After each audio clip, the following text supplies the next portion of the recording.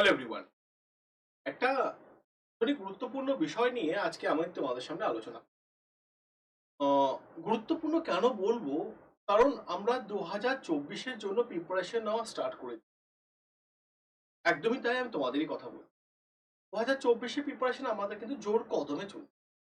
অতএব ইতিহাসকে নিয়ে সকলের মাথার মধ্যে অনেক রকম প্রশ্ন ঘোরে এবং ইতিহাসকে নিয়ে সকলের মাথার মধ্যে অনেক রকম প্রশ্ন ঘুরপাকও খায়।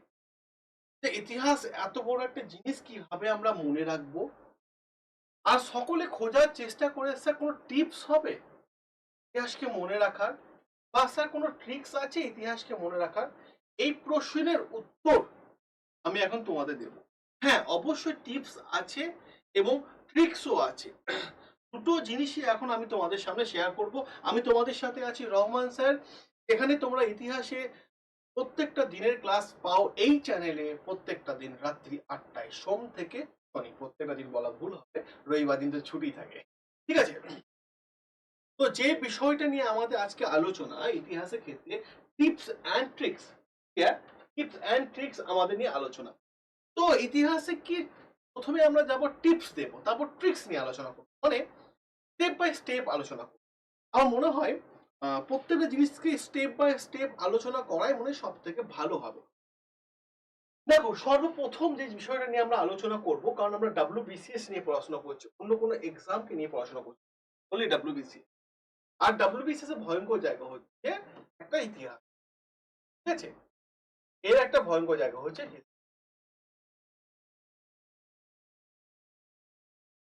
আপনি একটা কথা বলেন ভয়ঙ্কর। ভয়ঙ্কর আমি বলেছি না, কিছু মানুষ এটাকে ভয়ঙ্কর বানাচ্ছে। ঠিক আছে? কিছু মানুষ এটাকে ভয়ঙ্কর বানাচ্ছে যে ইতিহাস মানে অনেক বড় জিনিস। হ্যাঁ, অবশ্যই তো অনেক বড় জিনিস, কারণ WBCS পড়তে এসছো। WBCS তার ছোটখাটো জিনিস নয়। একদমই তাই, WBCS তার ছোটখাটো কোনো জিনিস নয়। WBCS তো অনেক বড় একটা জিনিস। কারণ তুমি সিভিল সার্ভিস অফিসার হবে। সিভিল সার্ভিস অফিসার হলে তোমাকে তো সব দিকে খেয়াল রাখতে হবে। তোমার অর্থনৈতির উপর যতটা নলেজ থাকবে, ততটা হিস্ট্রির উপর রাখতে হবে, ততটা সায়েন্সের উপর রাখতে হবে, তাই না?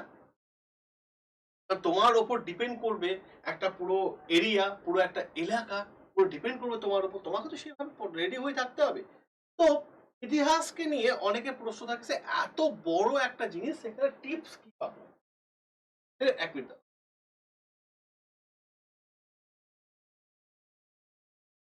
তো ইতিহাসের টিপস কি হবে স্যার? সেই টিপস নিয়ে কিন্তু আমাদের এখন আলোচনা। আমরা প্রথমে আলোচনা করব টিপস। দেখো, যে সাজেশন বানাবে, ঠিক আছে, তার লাইফটাও সাজেশন হয়ে যাবে। ঠিক আছে, মাথায় রাখার চেষ্টা কর, যে সাজেশন বানাবে তার লাইফটাও সাজেশন টাইপের হয়ে যাবে। এই জন্য আমি তোমাদের একটা খুব ভালো জিনিস নিয়ে আমি কথা বলছি, যে টিপস কি নেবে। টিপসকে তোমরা দুটো ভাগে ভাগ করো। দুটো ভাগে ভাগ করো। টিপসকে তোমরা দুটো ভাগে ভাগ করো, একটা ভাগে না, দুটো ভাগে। কি সে ভাগটা? প্রথম অংশ তুমি ঠিক করো যে তুমি বই পড়বে। ঠিক আছে? প্রথম অংশ তুমি ঠিক করো যে তুমি বই পড়বে, আর দ্বিতীয় অংশ ঠিক করো তুমি নোট বানাবে। ঠিক আছে? প্রথম অংশ ঠিক করো বই পড়বে, দ্বিতীয় অংশ ঠিক করো তুমি নোট বানাবে। কোনো একটা টপিক পড়ছো, ধরো আমাদেরই একটা বই আছে, এই বইটা, ঠিক আছে, এটা হচ্ছে ইন্ডিয়ান কনস্টিটিউশনাল বই। আমি বইটা পড়ছি, মনে করো কোনো একটা টপিক পড়ছি। ঠিক আছে? এখান থেকে এতটা আমার পড়তে খুব ভালো লাগলো এবং এখান থেকে এতটা মনে হলো দুটো পয়েন্ট বেরিয়ে। ঠিক আছে? দুটো পয়েন্ট। তখনই তোমার প্রথম কাজ, এটা হচ্ছে তোমার প্রথম কাজ, মাথায় রাখার চেষ্টা করো, বই পড়াটা হচ্ছে প্রথম কাজ। যখনই তুমি বইটা খুললে প্রথম কোন একটা জায়গায় পড়ছো, সেই জায়গা থেকে 2 থেকে 3টে পয়েন্ট তুমি ক্লিয়ার। পুরো জিনিসটা পড়লে, পড়ার পর সেটাকে পয়েন্ট বেসিস করে ইতিহাসে লিখে দাও। Point basis, point. ধরো তুমি গেছো কি বলে তারাপীঠ, ক্লিয়ার। তোমার জার্নি স্টার্ট হয়েছে হাওড়া স্টেশন থেকে বা শিয়ালদা স্টেশন থেকে নয়, তোমার জার্নি স্টার্ট হয়েছে তোমার বাড়ি থেকে। তোমার বাড়ি থেকে, তাই না? তোমার জার্নি কোথা থেকে স্টার্ট হয়েছে? তোমার বাড়ি থেকে। আমরা বলি জার্নি স্টার্ট, ট্রেনে একটা ছবি দিলাম না, জার্নি স্টার্ট হয় বাড়ির বাইরে, গেটের বাইরে যে পাটা ফেললে কোনো একটা জায়গায় যাওয়ার উদ্দেশ্যে, সেখান থেকে। তো শুরুটা আমরা এইভাবে করব, যখন আমি কোনো একটা টপিক পড়বো, বড় একটা টপিক, সেই টপিকটা আমি সুন্দরভাবে মাথার মধ্যে গেঁথে রাখার চেষ্টা করব, যার নাম বলা হয়ে থাকে মাইন্ড ম্যাপ। মাইন্ড ম্যাপ কি করে বানাবো? বইয়ের পাশাপাশি খাতা রাখো, খাতা রেখে অত বড় ঘটনাটা পয়েন্ট করে মনে রাখো। প্রথমত এক্সাম্পল, তারাপীঠ যাচ্ছ, বাড়ি থেকে বেরোলে, প্রথমে টোটো ধরলে, টোটো ধরে বাস স্ট্যান্ড আসলে, বাস স্ট্যান্ড থেকে তুমি বাস ধরে হাওড়া স্টেশন বা শিয়ালদা স্টেশন আসলে, শিয়ালদা থেকে ট্রেন ধরে গেলে তারাপীঠ। এই যে 7-8 ঘন্টার জার্নিটা, হ্যাঁ, এই 7-8 ঘন্টার জার্নিতে তোমার সাথে বহু লোকের দেখা হয়েছে, যারা তোমাদের পরিচিত এবং অপরিচিত, কিন্তু যারা অপরিচিত, বেশিরভাগই অপরিচিত, লাখ লাখ লোকের সাথে তো তোমার দেখা হয়েছে, কেউ রাস্তায় কাজ করছে, কেউ বাড়ি ফিরছে, কেউ বাইক চালাচ্ছে। কিন্তু এই ধরো মনে করো রাস্তায় তোমার সাথে 10,000 লোকে দেখা হয়েছে, এই 10,000 লোকের মধ্যে তুমি 10,000টা ফেস কি মনে রাখতে পারবে? না, সম্ভব না। কিন্তু এখানেই শর্ত, এই 10,000 মানুষের মধ্যে যদি কোনো একটা মানুষ স্পেশাল কোনো অ্যাক্টিভিটি করে, সেটা হোক ভালোই হোক বা খারাপ হোক, দেখো তার চেহারাটা মনে থাকবে বা তার ঘটনাটা মনে থাকবে, তাই না? তার চেহারাটা মনে থাকবে বা তার ঘটনাটা মনে থাকবে। এই জানিস, আমি যখন যাচ্ছিলাম কি বলে তারাপীঠ যাবার সময় করে অমুক জায়গায় অমুক একটা জিনিস দেখলাম, রাস্তায় দেখো, ট্রেনে দেখো, অনেকজন ঝালমুড়ি বিক্রি করতে এসেছে, অনেকজন, ঠিক আছে? তুমি তাদের মধ্যে একজনের কাছে ঝালমুড়ি খেলে, তাদের কাছে একজনের মধ্যে ঝালমুড়ি খেলে, তারপর তুমি কাহানিটা কি বানাচ্ছ যে আমি ট্রেনে ঝালমুড়ি খেয়েছি। তুমি কখনো উল্লেখ করলে না 10 জন ঝালমুড়িওয়ালা বিক্রি করতে এসেছিল, তাদের মধ্যে আমি একজনের কাছে খেয়েছি।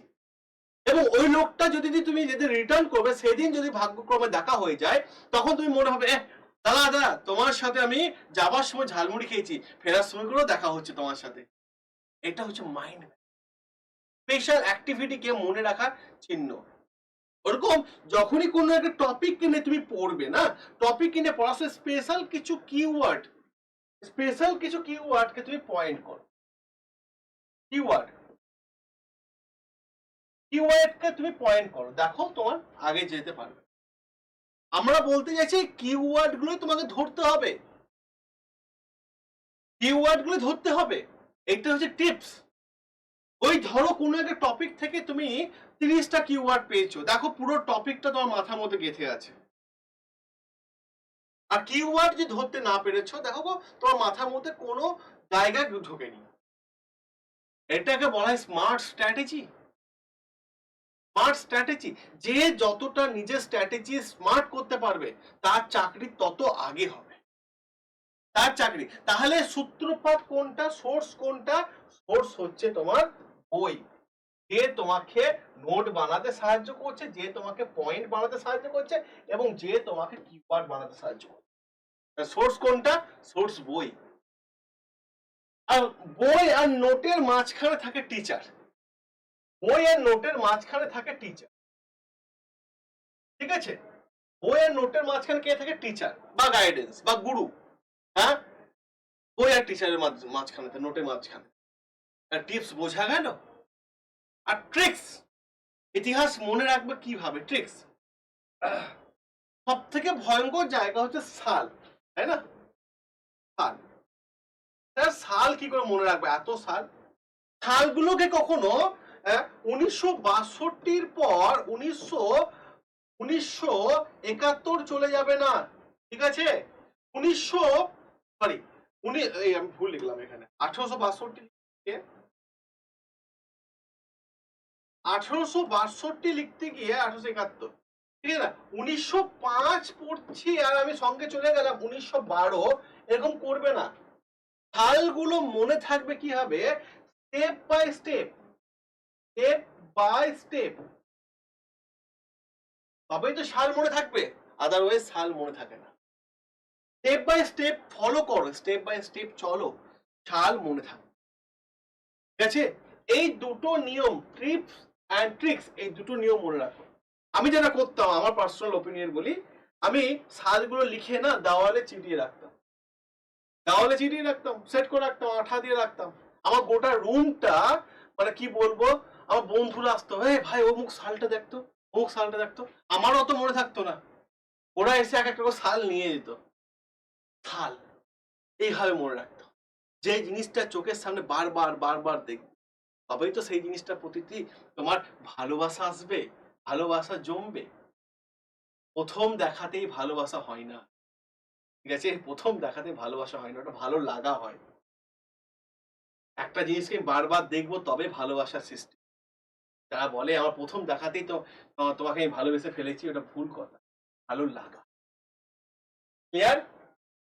চলো, ভালো লাগলে অবশ্যই তোমরা এটাকে লাইক করো, শেয়ার করো, কমেন্ট করো আর সাবস্ক্রাইব করো আমাদের চ্যানেল। ঠিক আছে? চলো টাটা।